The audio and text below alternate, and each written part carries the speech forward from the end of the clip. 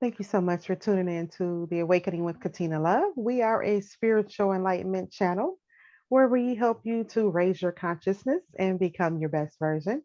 Today is Valentine's Day, so we are going to talk about love and self love and what that is and why we should embrace that. So, as spiritual beings having a human experience, we have a special guest today, Layla. Layla is a psychic and life coach. So again, we're going to be talking about self-love. Layla, welcome. How are you? I'm good. How are you? Good, good, good, good, good. So what is self-love to you? I feel like self love. First of all, it's really important to have self love. Mm-hmm. Um, to me, it just means that you're in tune with self. On this journey of trying to figure out your own inner battles, and I feel like when you Mm-hmm. solve those, you kind of separate yourself from being in the mix of people who really don't really know what self love is and how important it is to them and how it should be implemented.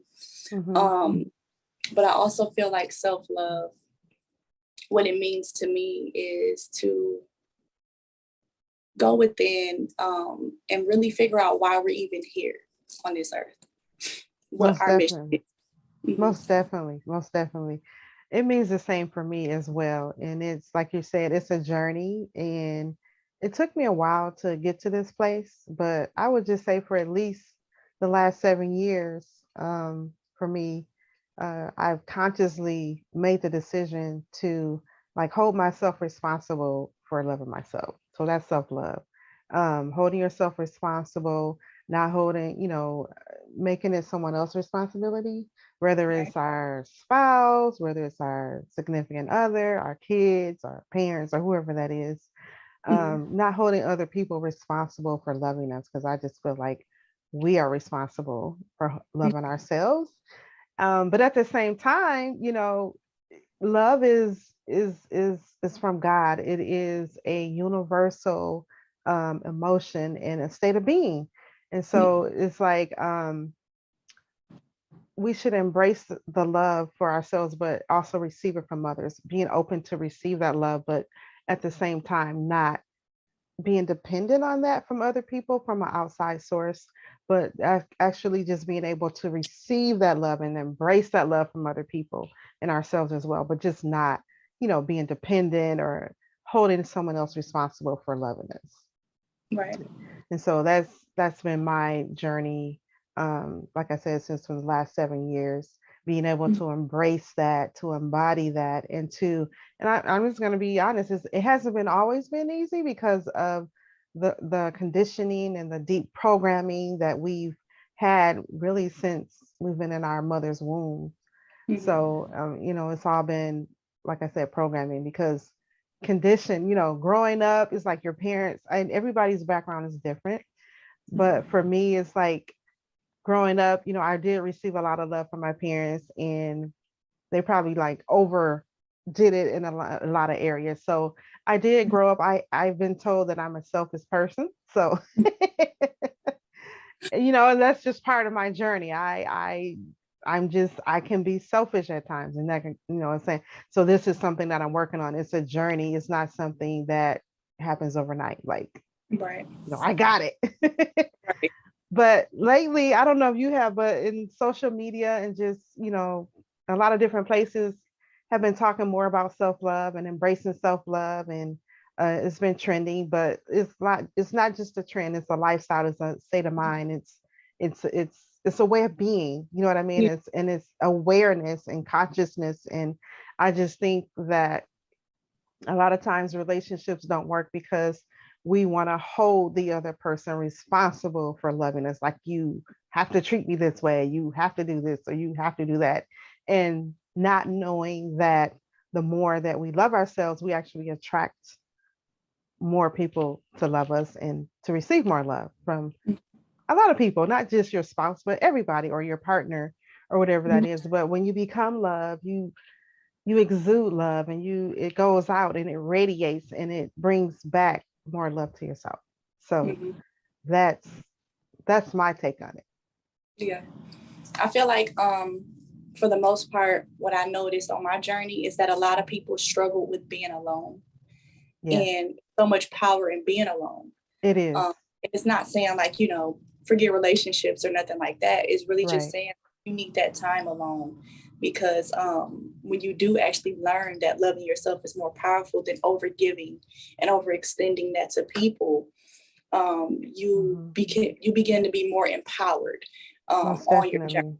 Hmm. Yeah, so I feel like it's necessary to Yes. know that it's okay not to follow people and um, do what it is that they want you to do, or be codependent upon them for you being happy in life. And it's having individuality, I feel like, is purposeful. So Hmm. if you have that source of individuality within yourself and that wholeness within yourself, it feels much better than just trusting someone wholly with just being happy and loving you. Like, Right. I would rather trust myself more Hmm. with making me happy than someone else. Not saying that I have trust issues, but Right. it's more so the fact of being aware that not Right. everybody is there to give you that energy. Because the more you elevate, you attract everything. It's not just, Hmm. like love that you attract. You can attract negative energies as well, because they see that light in you. And they And we get, want it. They want that they light. want, They yeah, want. like, and we get tested so much on that. And it's like, so you kind of got to be, aware of what it is you're allowing in and why you're even on this journey anyway. Like, some people, they want to throw in the towel, they want to give up, Right. then boom, they attract this person, and now you've rushed into it again, and you're going Hmm. through this cycle again and again, Hmm. Until we get the and lesson, right? right until we get the lesson. Yeah. Yeah. And yeah, that's so there's so much truth in that, and I've experienced that as well. So, um, the other piece to that for me is it's like when we don't like hold the other people responsible, it's like a big relief. It's like a load that's been lifted, Hmm. and to me, it's like you're letting the other person off the hook, like you're Hmm. allowing them to have that freedom. And Hmm. a lot of our spiritual teachers are teaching now um, that you can love in a relationship, but allow that other person freedom. Yeah, their free Allow them, will. yeah, their Hmm. free will, and allow them that freedom that they need, and you yourself having that freedom. And I like that. It feels, just the thought of that. It feels good. It feels so liberating to, like, not hold this person. Like to me, it's kind of like some relationships is bondage Hmm. because you're Hmm. holding this person like you have to do this for me. You have to be Hmm. this certain type of way for me. And that's really not how relationships are. And again, I'm still learning on my journey as well, but it's Right. just like we have to learn how to feel free in a relationship and allow the other person to feel free. Yeah. Free to love and free to be and free to do, you know, what's important for them, and not, saying, hey, this has to be this way. And sometimes I think with the programming, we have a picture in our mind how things should be, and it's not always that way. So Hmm. I just think we should I be feel more lighthearted and just allow more freedom and just be more light about things. right. I feel like along the journey of self love, the healing process, what Hmm. people fail to realize is that um, we don't know what we don't know, right? That's So it's true. like, if you can't necessarily beat yourself up about you going through the experience, and some people are like, oh, like, I let this person have all of me, and Hmm. they have all these regrets and all of this other stuff, and like they failed. And I feel like with what you don't know is that you didn't know, Right, you weren't given that example maybe growing up of what right, it is right, that you don't know. Some people, it's called unconscious incompetence. You don't know what you don't know. And right, then unconscious competence is being aware that you don't know. right. And it's like, that helps you embrace the whole experience fully and saying like, okay, well, I didn't know that, I didn't have to give my all to this person, but Hmm. I'm grateful for the experience in embracing it all, taking in the lessons, learning from it, instead of letting it just be a burden. Right. And I feel like that was also a struggle with me, like with my self-love journey of understanding like, well, it's new to me. This is all new to me. I Hmm. haven't constantly gotten my heart broken. And if I did, it was because I allowed it. Right, And that's how right. you can take that accountability and iterate that into power. So yeah, I think it's just the fact of knowing that it's okay, whatever you go through. A lot of the stuff we go through when we have losses from close love, family members, it's not every day that everybody dies, so it's a one-time thing. And sometimes it's repetitive if you're really close to people, or it's repetitive if you are constantly going through heartbreaks because you haven't took that time out to really understand you. And I feel like some people, they're like, well, I'm just trying to find myself. Well, you already did find yourself. Now it's about elevating yourself. And I used to tell people a lot, like, remember the person that you were before you met this person. Right. And don't necessarily be the person you were before, because the person you were before you met this person was someone who was very vulnerable, somebody who was very open and receptive to whatever was coming in, not knowing that the trauma you had on the inside of you is what attracted the person. And so Right. I would rather be where I am today after learning the lesson and elevating off of that. So it's like a foundation that was built. I would not recommend people be the person they were before they met them, because you have to accept the fact that you even went through that was for you to grow. Right. Most definitely. Yeah. Most definitely. What are some tips that you would like to give people to uh, start to embrace that self-love? Like, what are some things we can do for ourselves to embrace the idea? What are some things that today's Valentine's Day. A lot of Mm-hmm. people are single. Mm-hmm. So what are some things you would recommend? I would recommend with embracing self-love, a big thing for me would be to, first of all, let it go. Let go whatever you start where the issue is. You begin to release. I look at it as something more so physical than spiritual sometimes, because it's like, if you have a bag, I look at it like this: if you have a book bag, and that book bag is filled with stuff that you're just putting in there over and over again, it begins to get heavy, and it's like, okay, but I do have hands to take it off, right. So it's like, when you are embracing it, it's more so, I would recommend people face what it is you've been running from, because you think you're running from a problem and you're not. You're going to keep running into it. And so when it comes to embracing it, I would say just be open to it if you're really willing and ready to change and ready to actually be the best version of yourself. If you're not ready, then you really wouldn't be willing to be open to the flaws and the things. Instead of looking at life as happening to you, it's happening for you. Right. And I'm glad you brought up flaws, because everybody has them from the human perspective. Right. But as this spiritual being having this human experience through the eyes of God, source, creator, whatever you call that energy, God only sees perfection, and God doesn't see our flaws.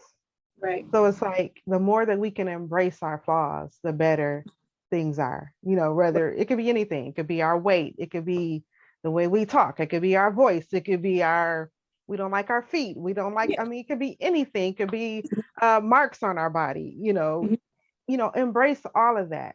Embrace all of that, because we're all different, we're all unique. We should never try to be like anybody else, and never try to be like a celebrity, never try to be like anybody on TV or anything, nobody but yourself. And so it's like, just embrace your flaws, embrace all of that. And people can even start with picking something about themselves that they like. Anything. It could be their feet, it could be their beautiful hands, it could be their beautiful hair, it could be their eye color, it could be their makeup, it could be anything. When you don't like the way you look, put some makeup on and enhance yourself. You know what I mean? It you can be can always do something about it. Yeah, we can always enhance ourselves. So just do whatever you can to get to the place where you can be happy and start that journey of self-love. And I feel like the most powerful thing you can ever do, like, I'll give you an example. When I was in school, I hated math. Like, I will always pass fairly, a B or C. But in the end, I was like, you know what? I'm not leaving high school without passing with a 4.0. Okay. I need all A's. I'm passing that. Bruh, Right. I'm doing it. And I had to embrace that challenge and really just give it my all. And that's what I did. I passed with an A+. And so That's awesome. I feel like we also have to be more present. Hmm. And whatever flaw you have right now, I feel like that's the best place to start. Because if you, like I tell people, like even people that are overweight and things like that, Hmm. that's the perfect opportunity for you to share your story with people on how you are going to start this journey of losing weight. People are Hmm. waiting to hear your story. They're waiting to see how you overcame that challenge, because a Right. lot of people want progress. They Right. want to see how you overcame it. They don't really want to hear, they know the issues, they know the Right. problems. Some Right. people want to hear that solution. And Most so, definitely. They want to yeah, hear your story. yeah. So you got to embrace where you are and know that every difficulty is really an opportunity for you to stand tall and show people that it's possible to have good self-esteem with people who are overweight or underweight, people who feel like they're not pretty or beautiful. Hmm. I see people all the time on social media, no arms, no legs. Like, why Hmm. can't I be that confident? I'm Right. complaining about some toes and they ain't even got no toes, Right. like. Perfect example, So right? gratitude, like, yeah, Yes. gratitude Yes. about everything about you, because if nobody else loves it, it's like we're not here for everybody to love it. Right. We're We're not. not. We're not. We're not. Yeah, We're not people pleasers. exactly. So Layla and I are both coaches. I am a spiritual guide and life purpose business coach here to assist you on your journey, help you discover what your purpose is, embrace your gifts and talents, and turn those gifts and talents into a thriving business. My website is katinalove.com, KATINALOVE.com. I'm also on Facebook, Katina Love. And Layla, would you like to share your information and how you can be reached? Yeah, I have a few accounts, so I can be reached at my I would more so say my Instagram account at Clarity Therapy 2020. So CLARITY Therapy 2020. Disclaimer: I'm not a therapist, but I like to look at it as a therapy little session. Yeah. And then also on Facebook, it's my regular name, which is Layla, Layla. And then my last name is ALOTAIBI. Yep. Awesome. So that's my two social media accounts. Awesome. Thank you, Layla. It's like I said, we're both coaches. We're both well, she's a psychic. I'm a Mm-hmm. spiritual guide. We both do readings. So Mm-hmm. just depending on what you need, we both do readings. Check us out and let us know what you think about this video. Thank you so much for tuning in to Awakening with Katina Love. Namaste. Namaste.